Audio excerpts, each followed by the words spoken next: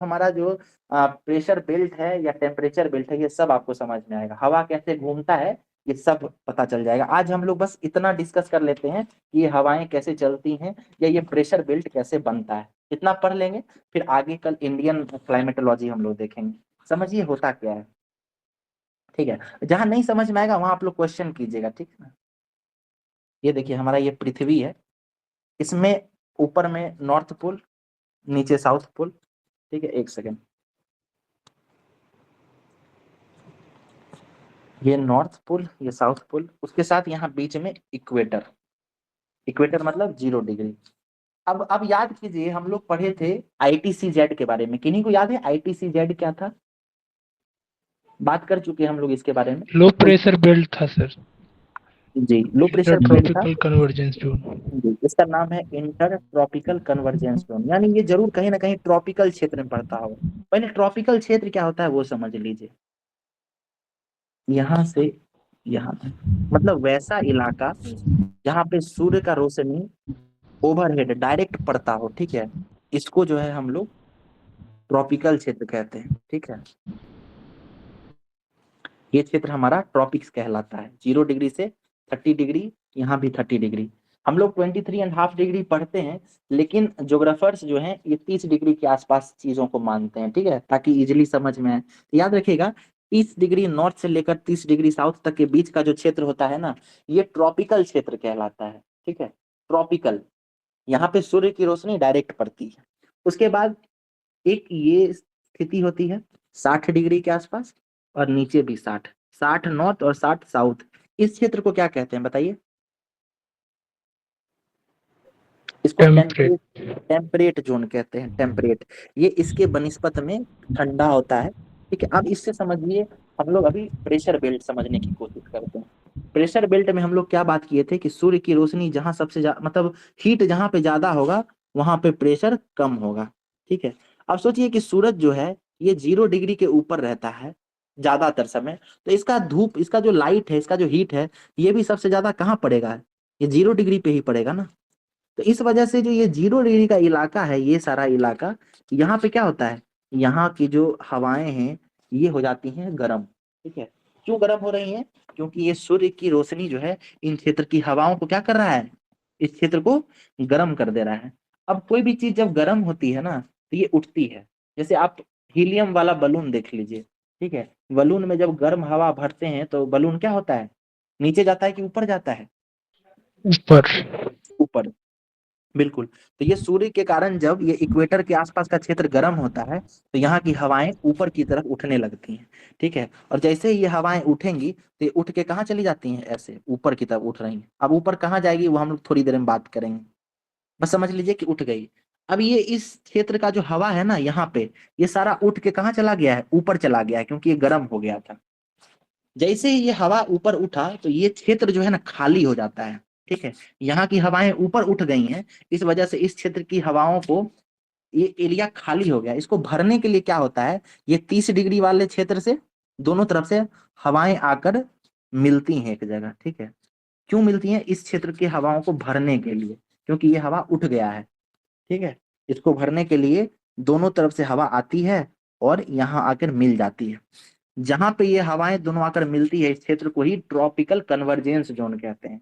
Tropical convergence zone, जहां पे दोनों हवाएं आकर मिलती हैं उसको ट्रॉपिकल कन्वर्जेंस जोन कहते हैं। ठीक है, इसको समझने में कोई दिक्कत है आप लोगों को? देखिए, इस तरफ जो है हमारा ईस्ट है, इस तरफ वेस्ट है। ठीक है, तो जिधर से हवा आ रही है ना वही उस हवा का डायरेक्शन होगा, वही उसका नाम होगा। ठीक है, ये गौर कीजिए, इधर ईस्ट है तो ये हवा का डायरेक्शन क्या है, ईस्ट की तरफ ही तो है। गौर कीजिए, ईस्ट की तरफ जा रहा है, ये ईस्ट से आ रहा है और वेस्ट की तरफ जा रहा है। ध्यान दे रहे हैं इस चीज को? इस वजह से ये 30 डिग्री नॉर्थ से 30 डिग्री साउथ तक के बीच की जो हवा है ना, इसको ईस्टर्ली कहते हैं। क्या कहते हैं? ईस्टर्ली हवा। ठीक है, उसके बाद देखिए हुआ क्या है, यहां से फिर से समझिए। यहाँ पे जो है सूर्य की रोशनी, पेन चेंज कर लेता हूं मैं। सूर्य की रोशनी क्या हो रही है, इस क्षेत्र को गर्म कर रही है। गर्म करने के बाद यहाँ की जो हवाएं हैं ये उठ गई हैं, ठीक है, उठ गई हैं ऊपर की तरफ, और उठने के बाद ये इलाका हो गया है खाली। इस खाली इलाका को भरने के लिए ये 30 डिग्री के आसपास से जो जो हवाएं हैं वो चलती हैं और इक्वेटर के पास आकर मिल जाती हैं। जहां पे मिलती हैं उसी क्षेत्र को ट्रॉपिकल कन्वर्जेंस जोन कहते हैं, ठीक है। ये एक थ्योरी समझ लीजिए।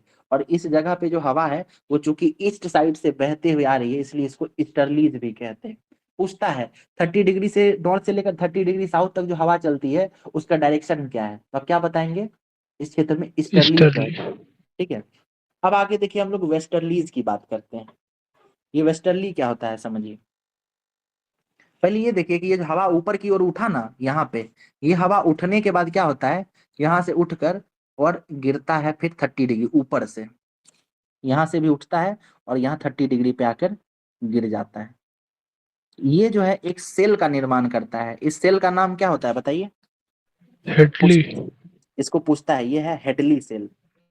हो सकता है ये थोड़ा समझाने में दिक्कत आ रहा हो, आप लोगों को समझने में भी दिक्कत हो रहा हो, ये सब कुछ इतना कॉन्सेप्चुअल है, इसको 2D पे समझाना काफी मुश्किल होता है कई बार, ठीक है।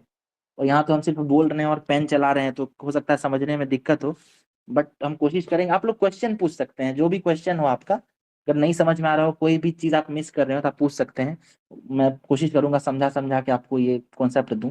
और पहले से अगर आप लोगों को आइडिया हो तो इसको बस रिवीजन के तौर पर लीजिए, ठीक है। तो पहला जो 30 डिग्री के ऊपर जो सेल बनता है ना, दोनों हिमिस्फेयर पे, इसको हेडली सेल कहते हैं। और एक और सेल बनता है जो 60 डिग्री और 30 डिग्री के बीच में बनता है, इस सेल का नाम क्या है? इसका नाम है फेरल सेल, ठीक है। इसका नाम है हेडली और दूसरे वाले का नाम है फेरल। इसको याद कैसे रखिए, देखिए पूछता है कि 30 डिग्री ट्रॉपिकल क्षेत्र में जो सेल बनता है उसका नाम क्या है, तो इसका नाम हेडली है। इसको याद कैसे रखिएगा? इसको याद इस तरह रखिए कि हम लोग जो रहते हैं, भारत जो है वो ट्रॉपिकल क्षेत्र में है, यानी हम लोग ट्रॉपिकल क्षेत्र में रहते हैं। और हमारे सर के ऊपर, हमारे ही सर के ऊपर कौन सा सेल बन रहा है? हमारे हेड के ऊपर कौन सा सेल बनेगा? हमारे हेड के ऊपर हेडली सेल बनेगा, ठीक है। और दूसरा वाला जो सेल बच गया वो फेरल सेल कहलाता है। फेरल सेल जो है वो 30 डिग्री से 60 डिग्री नॉर्थ और 30 डिग्री से लेकर 60 डिग्री साउथ के बीच में दोनों हिमिस्फेयर पे बनता है, ठीक है। तो ये दो सेल का नाम याद रखिए, हेडली सेल और फेरल सेल। आगे देखें, वेस्टर्लीज बताएं आप आगे। कुछ क्वेश्चन एराइज हो रहा है तो प्लीज पूछ लीजिए आप लोग।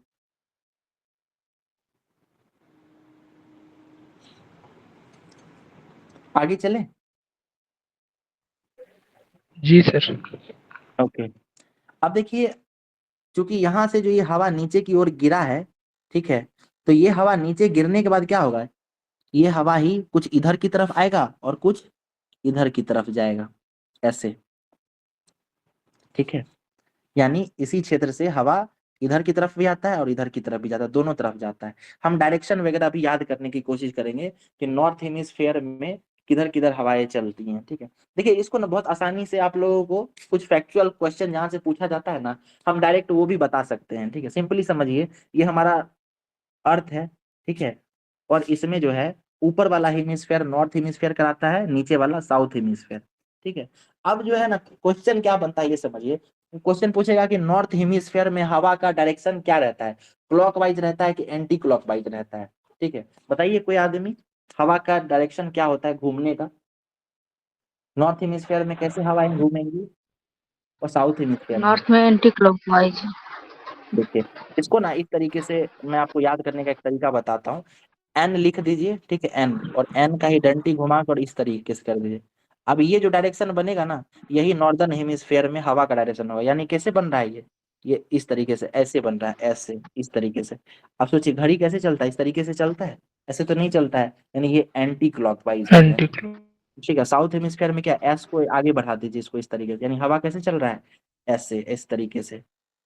तो इस तरीके से घड़ी चलता है, यानी ये हमारा क्लॉकवाइज हो गया, ठीक है। तो कई बार एग्जाम में क्या होता है ना कि कंफ्यूजन हो जाता है, भूल जाते हैं, ठीक है। तो ये आप एन बना के और आगे घुमा दीजिए और एस बना के आगे घुमा दीजिए, ये हमारा डायरेक्शन हो जाएगा, एंटी क्लॉकवाइज और क्लॉकवाइज। ये समझ में आ गया?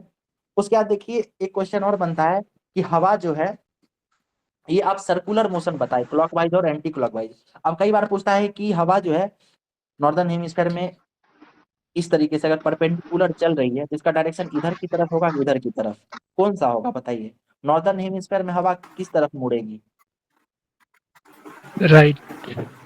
नॉर्दर्न हेमिस्फीयर में राइट की तरफ मुड़ती है, ठीक है। अच्छा ये बताइए, हम आपको एक क्वेश्चन पूछते हैं, ठीक है। ये हमारा 30 डिग्री है, ठीक है। ये हवा इधर की तरफ चल रही है, आप बताइए कि राइट की तरफ मुड़ेगी। अगर हवा इधर चलेगी तब हवा किधर मुड़ेगी बताइए।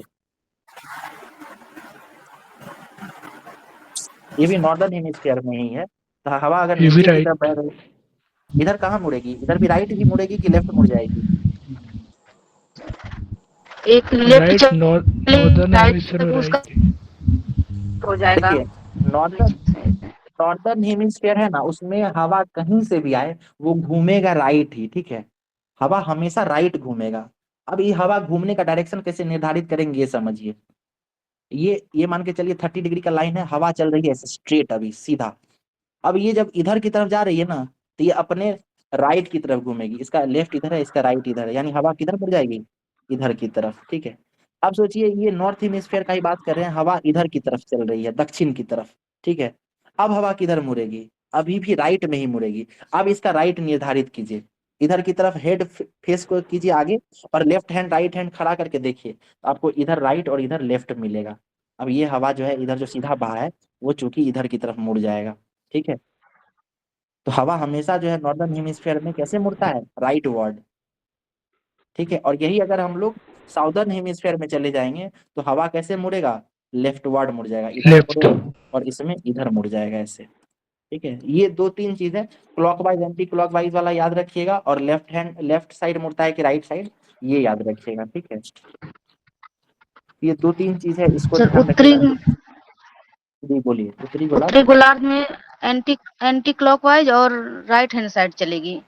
बिल्कुल हाँ, सर वो ठीक है। फेरल का नियम इस पे लगेगा ना, तब ये फेरल के नियम के अनुसार ही हो गया ना ये। नहीं नहीं, फेरल और हेडली का नियम अलग है।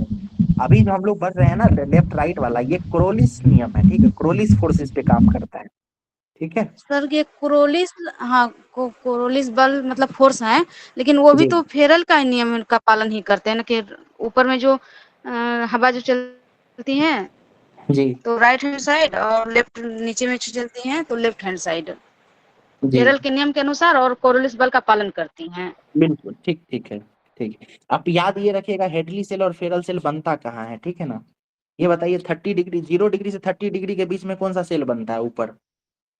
हेडली। हेडली हेडली और, सेल। और, और 30 से 60 के बीच में फेरल। फेरल। फेरल। और 60 से 90 के बीच में कौन सा सेल बनता है? ये पोलर सेल बनता है, ठीक है।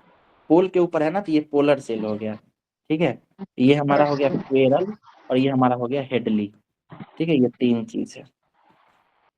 ये कल जो है हम लोग है ना इंडियन मॉनसून पढ़ेंगे, उसको समझेंगे। इंडियन क्लाइमेटोलॉजी पे हम लोग स्टिक रहेंगे, ठीक है। और वर्ल्ड क्लाइमेट से जहां जहां से सवाल बनता है ना, वो पढ़ेंगे, ठीक है। एक बार आप लोग एक क्वेश्चन का आंसर कीजिए। इस बार जो बीपीएससी का हॉर्टिकल्चर वाला एग्जाम हुआ है, ठीक है, उसमें ना चाइना टाइप क्लाइमेट के बारे में पूछा है, ठीक है। चाइना टाइप क्लाइमेट, किसी को पता है ये चाइना टाइप क्लाइमेट होता क्या है? इन्हीं को आइडिया है तो बताइए।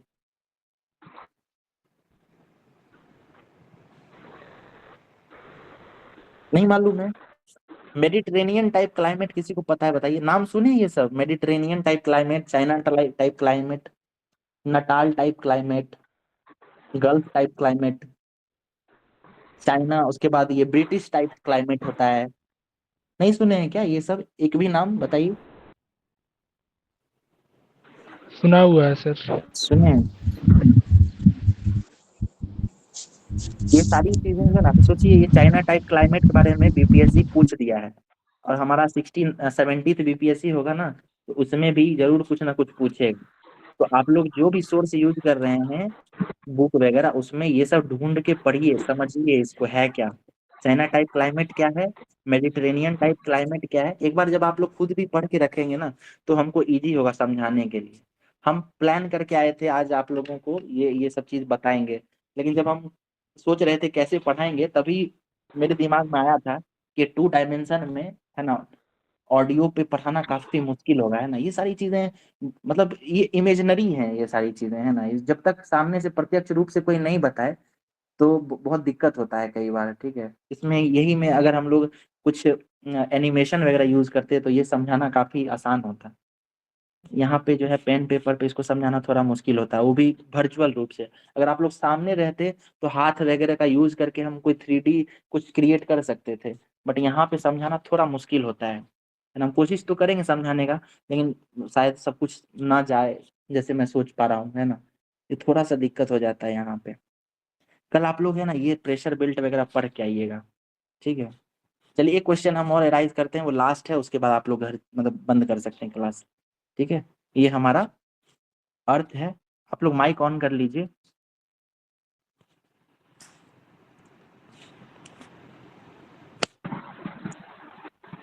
चलिए, ये 0 डिग्री है, ये 30 डिग्री, ये 60, ये 90, ये 30, ये 60, ये 90। हमको ये बताइए 0 डिग्री पे हाई प्रेशर बनेगा कि लो प्रेशर बेल्ट बनेगा, कौन सा बेल्ट बनेगा 0 लो डिग्री पे? Pressure belt. लो प्रेशर बेल्ट बनेगा। क्यों बनेगा बताइए कोई, क्यों बनेगा यहाँ पे लो प्रेशर बेल्ट? क्योंकि सूर्य का हीट सबसे ज्यादा यहाँ पे पड़ता है सर, उसके वजह से लो बिल्कुल, सूर्य का टेम्परेचर हीट बनेगा। जो है इस क्षेत्र की हवाओं को गर्म कर देता है, और जब चीजें गर्म होती हैं तो वो क्षेत्र लो प्रेशर बेल्ट बनता है, ठीक है। चलिए, ये 30 डिग्री पे कौन सा बेल्ट बनेगा, लो बनेगा कि हाई बनेगा? High pressure. हाई बनेगा मैम, क्यों बनता है ये हाई प्रेशर बेल्ट, कारण बताइए। क्योंकि टेम्परेचर वहाँ कम हो जाएगा फिर। नहीं, सिर्फ सिर्फ वही कारण नहीं है, टेम्परेचर तो यहाँ पे भी ज्यादा ही रहता है ना। आप खुद सोचिए ना, यहाँ पे जो है इक्वेटर पे उससे ज्यादा ही टेम्परेचर कई बार हमारे 30 डिग्री पे रहता है, फिर भी ये बेल्ट हाई प्रेशर बेल्ट है। क्यों है ये हाई प्रेशर बेल्ट, कारण बताइए। ठंडा वाला रीजन क्योंकि आप सही यहाँ नहीं पे बता। जी इक्वेटर से बताइए। जो हवा उठ के गई है वो वहाँ पे ठंडी हो जाती है। नहीं, ठंडी नहीं होती है। देखिए, जो हवाएं यहाँ से उठती हैं ना इक्वेटर से, वो 30 डिग्री पे आकर गिरती हैं ना नीचे की तरफ। अब सोचिए कि 30 डिग्री पे पहले से भी तो कुछ हवा मौजूद होगा ना, तो यानी पहले से यहाँ पे कोई ना कुछ प्रेशर बना हुआ होगा।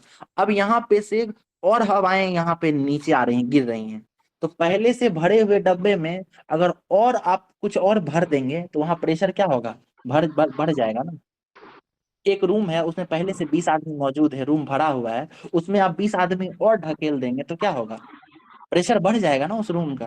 यही होता है, इसी वजह से ये 30 डिग्री जो है ना हाई प्रेशर बेल्ट कहलाता है, समझे। यहाँ पे जो है हवाएं जी। सबडक्ट हो रही हैं, गिर रही हैं, ठीक है। 0 डिग्री पे हवा उठ रही है, क्यों उठ रहा है, टेम्परेचर की वजह से। लेकिन 30 डिग्री पे हवा क्यों गिर रहा है, क्योंकि ये इलाका थोड़ा सा कम घना मिल रहा है, इस वजह से यहाँ सारा हवा गिर जाता है और इसको हाई प्रेशर बेल्ट बनाता है, ठीक है। तो ये 0 डिग्री पे लो प्रेशर, ये हाई प्रेशर। चलिए ये बताइए 60 डिग्री वाला कौन सा बेल्ट होगा, हाई प्रेशर की लो प्रेशर? लो प्रेशर से। लो प्रेशर होगा। इसका कारण क्या होता है, यहाँ पे लो प्रेशर क्यों बनता है?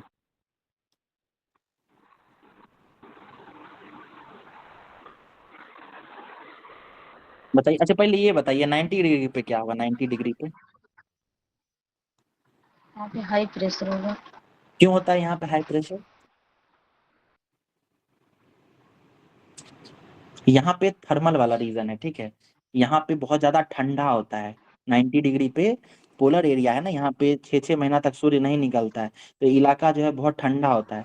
ठंडा होने के कारण यहाँ की हवाएं भी ठंडी हो जाती हैं, और ठंडा चीज जो होता है ना वो हाई प्रेशर बनाता है, ठीक है। ठंडी चीजें हाई प्रेशर बनाती हैं, तो इस वजह से ये वाला हाई प्रेशर टेम्परेचर के कारण, ये वाला लो प्रेशर टेम्परेचर के कारण।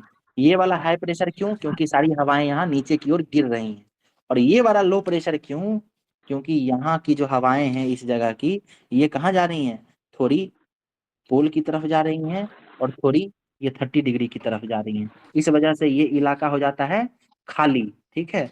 और खाली होने के कारण ये इलाका लो प्रेशर बनाता है, समझ में आया? जी। जी। ये क्वेश्चन जो है ना पूछा जाता है कई बार कि ये 0 डिग्री वाला लो प्रेशर बनता है, लेकिन इसको बनने का कारण क्या है, तो इसका कारण आप देंगे, इसका कारण है थर्मल कारण, ठीक है। ये 90 डिग्री के पास हाई प्रेशर क्यों बनता है, इसका कारण क्या देंगे, थर्मल कारण, ठीक है। थर्मल कारण मतलब कि ये इलाका हो जाता है ठंडा, ठंडा होने के कारण यहाँ की हवाएं भी ठंडी हो जाती हैं, और ठंडी हवाएं हाई प्रेशर का निर्माण करती हैं। ये दो क्लियर हो गया। और ये जो हमारा 60 डिग्री और 30 डिग्री वाला है, ये डायनेमिक कारण से होता है। डायनेमिक कारण क्या है? हवा का घुमाव के कारण। हवा चूंकि यहाँ सबडक्ट हो रही है और यहाँ से हवाएं ऊपर उठ रही हैं, इस वजह से यहाँ लो प्रेशर और यहाँ पे हाई प्रेशर बन रहा है। ठीक है, तो ये 3-4 चीज है, उसको याद रखिएगा। क्या क्या हम बता देते हैं फिर से। हेडली सेल कहाँ बनता है, फेरल सेल कहाँ बनता है, ये प्रेशर बेल्ट कहाँ बनता है और क्यों बनता है, लो प्रेशर कहाँ होता है, क्यों होता है, हवाएं कैसे मुड़ती हैं, नॉर्दर्न हेमिस्फीयर में कैसे मुड़ती हैं, तो ये हमारी एंटी क्लॉक वाइज थी। ठीक है, एन लिख के मोड़ दिए थे इस तरीके से। साउदर्न हेमिस्फीयर में एस लिख के इस तरह मोड़ दिए थे। ठीक है, ऊपर वाला राइट मुड़ता है, नीचे वाला लेफ्ट मुड़ता है। ये सारी चीजें जो है हम लोगों को समझनी थी। ठीक है,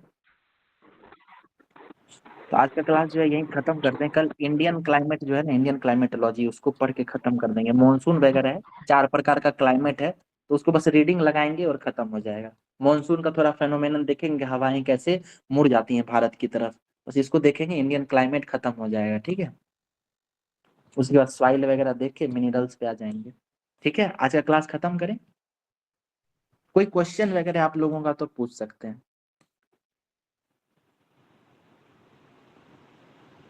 हेलो,